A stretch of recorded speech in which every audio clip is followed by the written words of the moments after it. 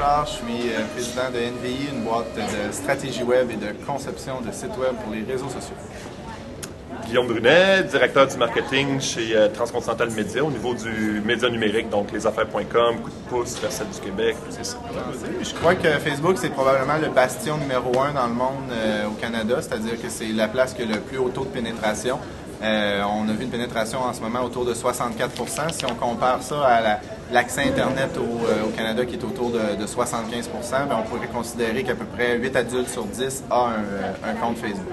Si on, une autre particularité, par contre, c'est l'aspect francophone au Québec, où on tombe à 40 %. Donc, si on compare à 64 % de Canada au complet, puis il y a rien que 40 % au Québec.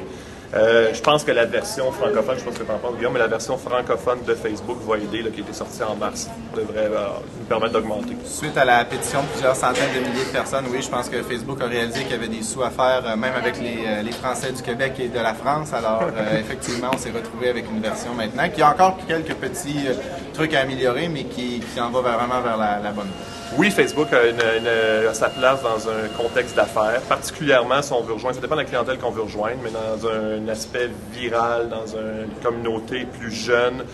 Pour les gens d'affaires, c'est très utilisé, puis j'y crois beaucoup.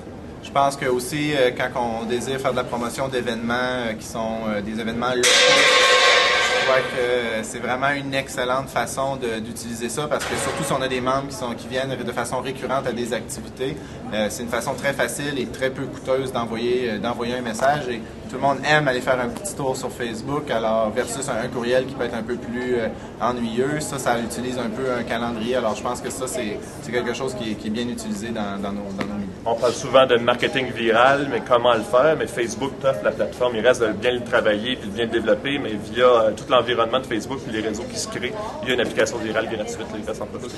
Je pense que la question de est-ce qu'on est mieux d'avoir un groupe, une page ou une application sur Facebook, je pense que ça va quand même en étapes, c'est-à-dire que la chose la plus simple, c'est de créer un groupe. C'est quelque chose qui est plus ouvert, qui est plus associé à des relations publiques. Si on passe au niveau d'une page, on va plus parler du modèle traditionnel d'advertising, où est-ce qu'on peut avoir de la publicité, accès à des statistiques, etc. Et pour les applications... Les applications, encore là, moi, Guillaume, je trouve qu'il amène un bon point, c'est que chacun aide chacun. Donc, si on crée une bonne application qui va être très utile, puis que les gens vont adorer, c'est utile aussi d'avoir une fan page. Donc, les gens vont rajouter, vont dire, je suis un fan de Status Competition, par exemple, qui va nous aider donc à faire le marketing de notre application. Je crois que la stratégie, ça va ensemble, puis il nous faut un peu de tout. Puis je pense qu'en termes de coût, si on fait une petite comparaison, une page de groupe, ça coûte rien, une page avec des fans, ça coûte rien non plus, en dehors du marketing qu'on fait autour. Mais une application, on peut s'attendre à débourser 10 000 jusqu'à des fois 50 000 $. Alors, je pense que c'est important de créer une certaine traction avec des groupes et des fanpages. Une fois qu'on a une certaine traction, là, ça peut être intéressant d'aller pousser une application parce qu'on sait qu'on a déjà une partie de notre communauté qui est présente sur Facebook et qu'on a réussi à aller la chercher. Mais dans le fond, pour en faire une bonne communication sur les groupes et les pages, je pense que ce qui est important, c'est d'aller vraiment sur la transparence. On a beaucoup de corporations qui sont très frileuses à entamer des discussions avec le public. C'est une super plateforme pour ça. Je pense qu'il faut être très proactif là-dedans. Lorsqu'on reçoit des commentaires, des critiques, c'est d'aller répondre à ça d'une façon constructive et non de se limiter vraiment à faire du balayage et de cacher ça sous la couverte ou sous le tapis.